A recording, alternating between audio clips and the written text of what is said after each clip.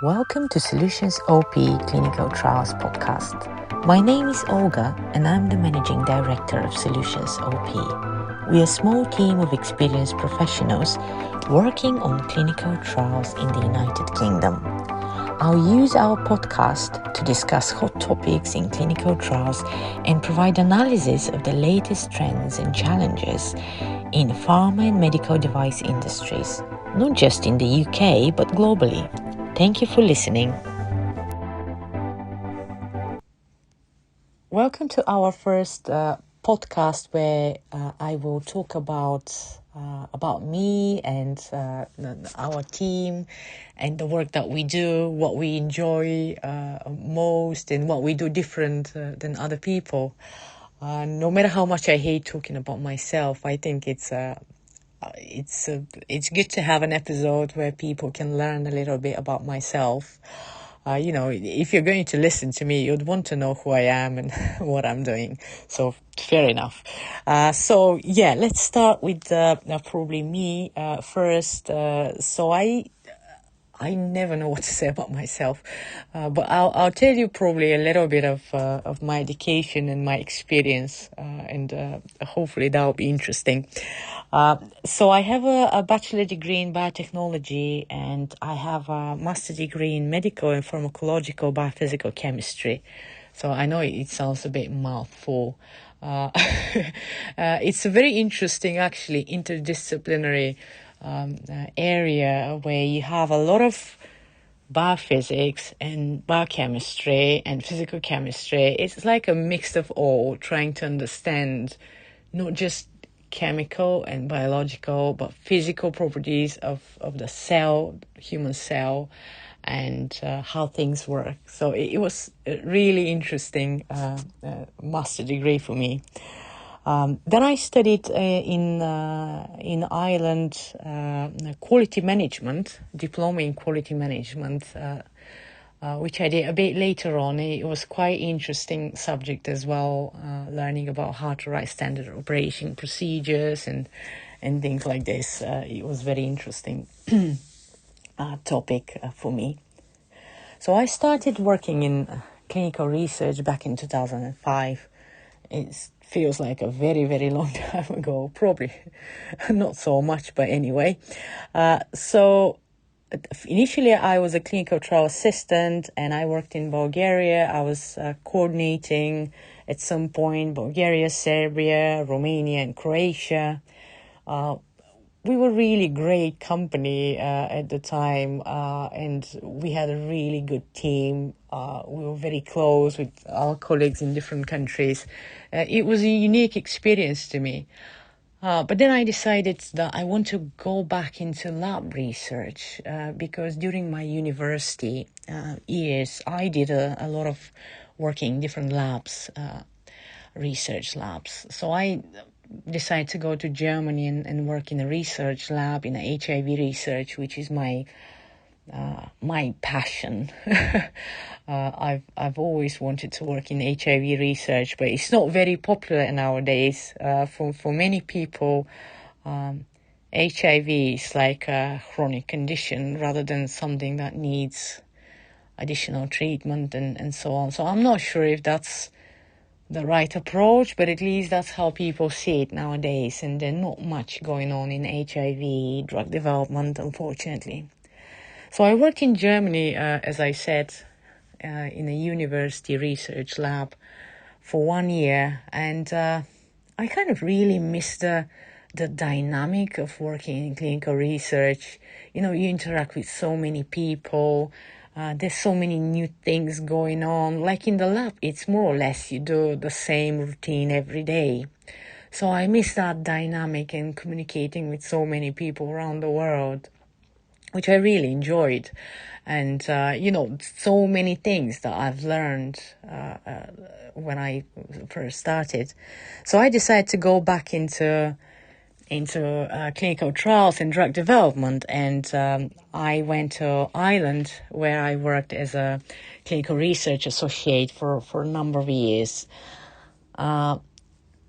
It was a great experience because I started as a junior one, and then eventually I got to be a mentor for a new CRA starting in the company. But then the situation in Ireland was complex because Ireland is a small country, so not many clinical trials were going to Ireland.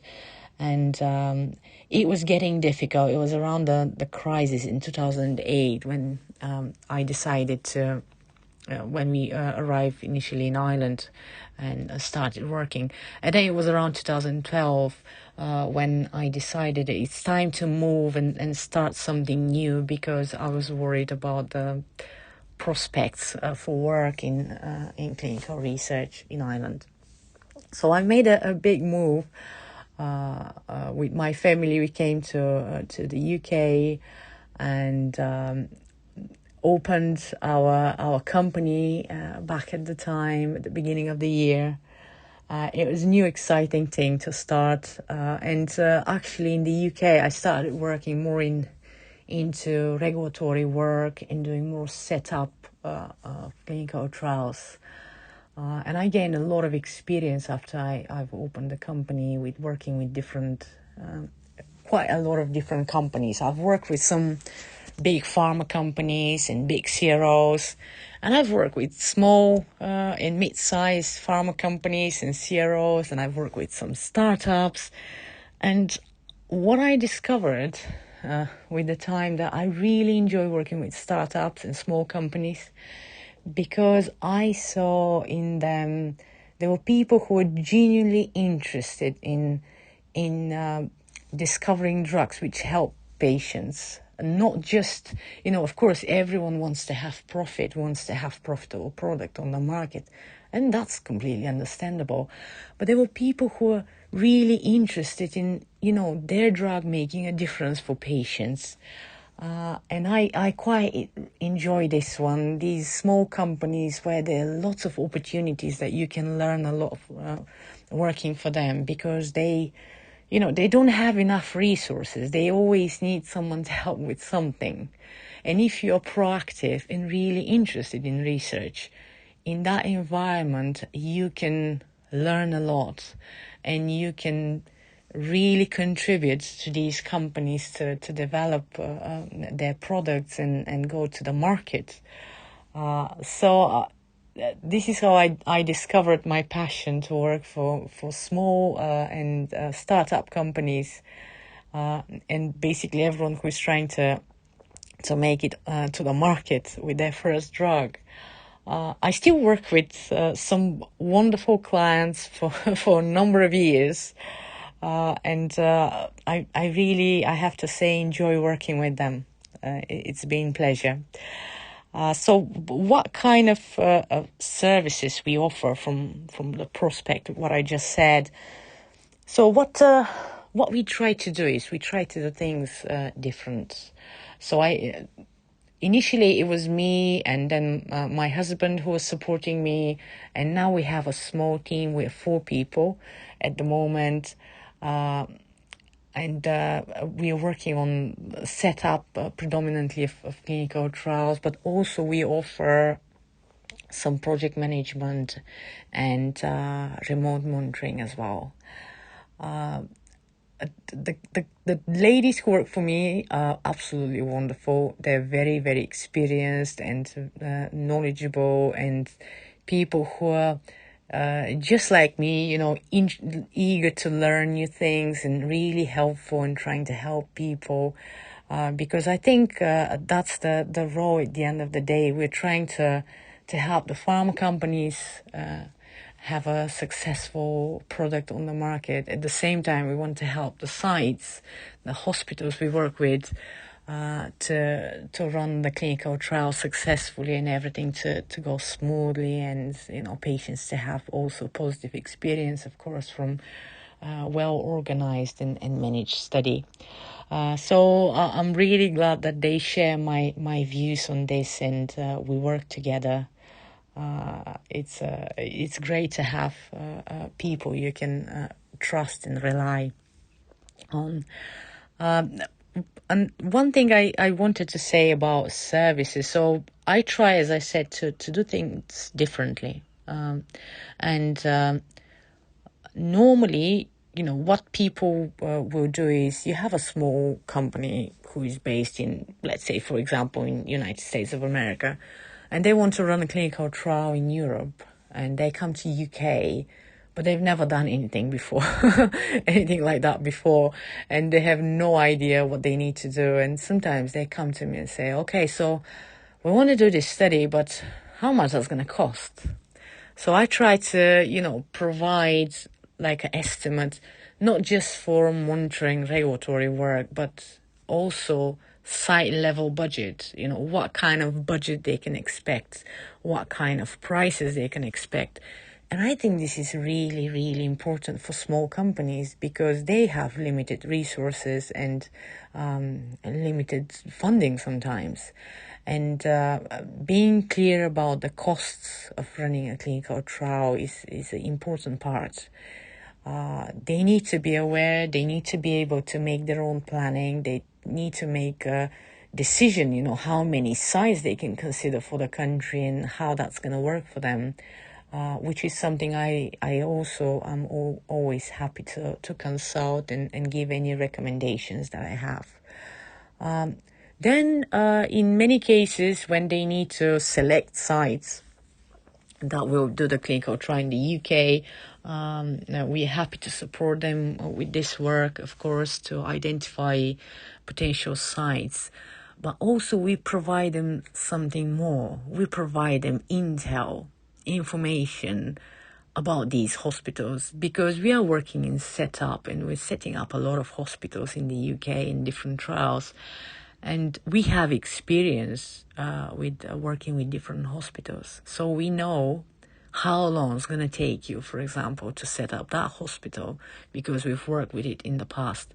Now, fair enough, you'll say, well, but sometimes, it's different because one thing might work faster and then, well, next time you come to me 6 months later, maybe I'm having problems. I'm not setting up stuff so quickly. And, that's fair enough, but it still gives a bit of an idea to people what to expect in terms of timelines for each hospital. So this is something that we provide to our clients as well.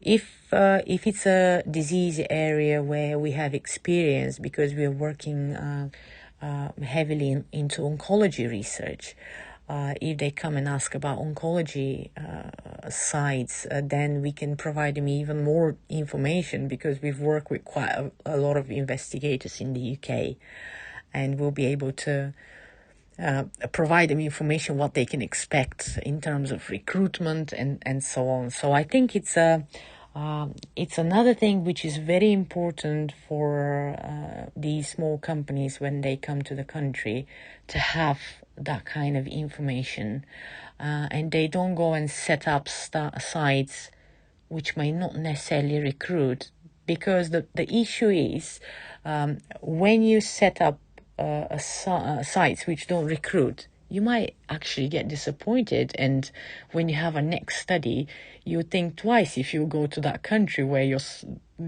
study didn't recruit. So you'd rather go somewhere else where for sure that you have some recruitment.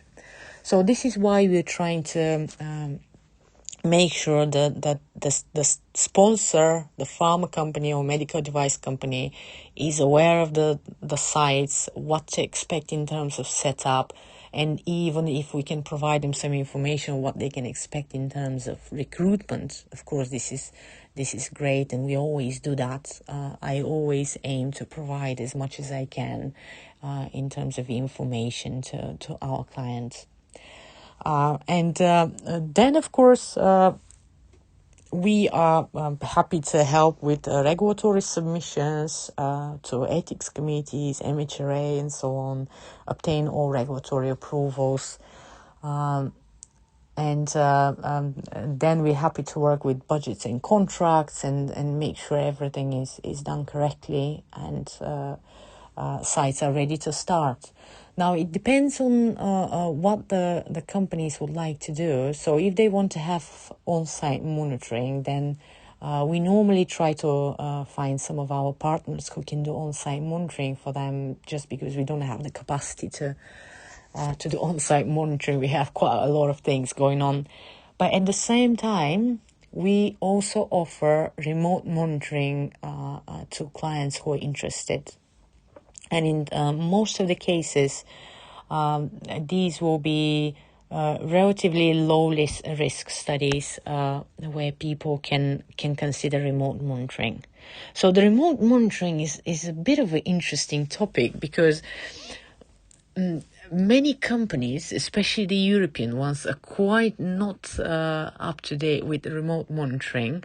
In the United States, it's more acceptable, and I think they're more or less used to having remote monitoring. But in Europe, it was considered more like a contingency during COVID-19. So when you tell them remote monitoring, they're like, oh, no, we don't want to do that. No, we want to have a proper monitoring, which is really funny. The first thing is, in the UK, remote monitoring is completely acceptable level way of monitoring. So it's not a contingency monitoring, but it is a recognized method to do monitoring. And majority of the UK hospitals have provision for remote monitoring. Like all big hospitals will have a way of performing remote monitoring if the company is interested. And even some hospitals have direct access to the electronic medical records. Others have guided access where someone's gonna, show you the data you want to see and so on. So this is very much advanced in the UK in comparison to Europe, where I think majority of the source data is paper. It's still paper, and they're quite behind in terms of remote monitoring electronic medical records. So I think if you're thinking of monitoring in the UK, remote monitoring is definitely a very powerful way of doing it. But when I'm talking about this, I just want to share my own experience. So I started working with remote monitoring back in 2012. It was a pilot program to see how this will work for one very big breast cancer study in the UK, where I was a remote monitor for 13 hospitals. And I was not going to sites, and I had colleagues who were going to sites very rarely. Actually, I think it was a really excellent way of managing the workload of people, and also providing adequate oversight of the hospitals and supporting them, and also knowing what's happening. Why I'm saying this, it's because at the moment there are lots of disruptions. Traveling could be quite complicated. It gets a lot expensive to travel from one place to another. There are strikes, different complexities, which could affect how frequently the CRA could go to the sites. While with remote monitoring, we can guarantee specific frequency of our remote monitoring visits. For example, what we do is we do monthly remote monitoring visits. Every month we check the data when we have good recruitment. Of course, if you don't have frequent recruitment, you can have them less frequently. But for recruiting studies and sites, we have monthly monitoring visit, remote monitoring, which allow us to pick things early, because every 4 weeks you're having a remote monitoring, and if there's something happens, you can pick up very quickly this and implement kappa and so on. So this is why we have them monthly. And we also have data review, which is going in parallel. So, for example, you have an oncology study where some of the patients are discontinued. So we want to start cleaning this data, and we will be doing remote review and reconciling to support data management so that they can clean the data much quicker at the end. But also, it's like a support for the CRA, for someone to look into this data again and make sure that everything is reconciled in terms of A's and conmeds, because sometimes things are missed.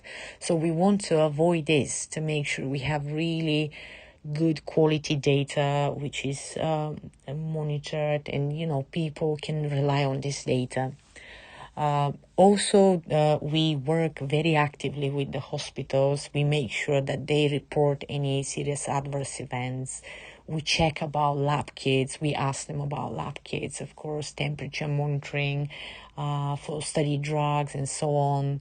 Ask hospitals occasionally to send us accountability logs, although now the accountability is more or less documented in the medical records as well, so you can see that without the need to ask pharmacy to scan your logs and logs and logs, because you don't want to put extra burden on the hospitals.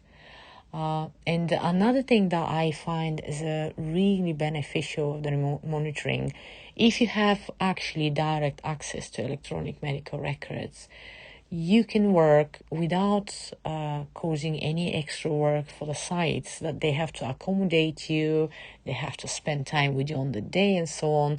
This is something that you can do remotely, and you can discuss with people later on after your visit your findings and agree on a plan how to tackle these findings. So it's all about organizing things and planning them well. And if you have, as I said, a good experienced team that knows how to work with remote monitoring is actually a powerful tool which assures that you have access and you review the data regularly, regardless of any strikes or anything else. Also, it reduces the costs for the companies, because you don't have that person traveling to that place all the time and having to pay for their time spent traveling. Because in many cases, when you're traveling, you don't necessarily work to do any work-related activities. So in many cases, when people are driving somewhere or, traveling somewhere long distance, these are extra hours which are paid, which are not necessarily related to the actual work. While when it's remote monitoring, you are actually paying for the hours when the person is doing the actual job. So I think that's one of the biggest benefits. And of course, another very, very big benefit, which I see as a CRA who's worked a long time as a CRA, it's how tired people are. You don't understand it until you stop and you look around and you realize, actually, oh my God, I was so tired traveling all the time. And this is what is happening with many people. By the time you get to the hospital, you are already tired and you're supposed to sit there and concentrate and work for hours. And that's not an easy thing. And I think that's why we had so many compliance issues in the past. It's just people just tired and they overlook things. Then the work builds up and you don't necessarily have the time to go back and look into the data again, see if you've missed something. Just because you try to stay on top of things, you don't think about going back and reviewing things. So I think my personal view is that remote monitoring is really the future when it comes to monitoring clinical trials. But also it's a challenge as well, because in order to have someone who is really good at remote monitoring, you don't just need a person who can compare data. This is no longer the job. Maybe it was many, many years ago, but it's no longer the case. Now you need a person who is able to analyze data, person who is able to identify trends. It's a completely different mindset and skills to be able to do remote monitoring and data review as it is at the moment. Especially with the complex studies where you have different things. So you need to have a person who is analyzing the information as they go, not simply comparing, here it says 3 and here it's 3. No one needs that anymore. That kind of monitoring is not what we need, and it's not what the industry needs. It's part of the reason why there's some quality issues over the years with monitoring. That's my feeling about remote monitoring, as I said, and one of the really best things for me is when working on clinical trials is when you have a promising product, and you see patients doing well, and you check them like every month, and you see that they're stable or they're improving, and it's something that really motivates you and gives you the passion to continue working and help get this product to the market, because you see it's actually helping real people. It means a big difference. At least to me, it has a really big difference. So it's always great to see results. Now, of course, you don't always see results with everyone. So for many patients, probably it doesn't work. But you still have these patients that it works for them. And it could be fascinating to see, in some oncology studies, you see patients who have such advanced disease, and they have such a good response to a treatment, and they go on for a long time, and they're happy and they have good life. They go on holidays. It's really an amazing feeling to see that somehow your work is making difference to someone's life. Even if it's only one person, it's still a big thing. You've been able to help to one person, and that's a lot. Not everyone can say that. So I'm really keen working on clinical research, and as I mentioned at the beginning, we have a wonderful team, and we try to be as supportive as we can to our clients and help them get their products on the market as fast as we can. So thank you for listening, and I hope you learned a little bit more about me and what we do. Thank you.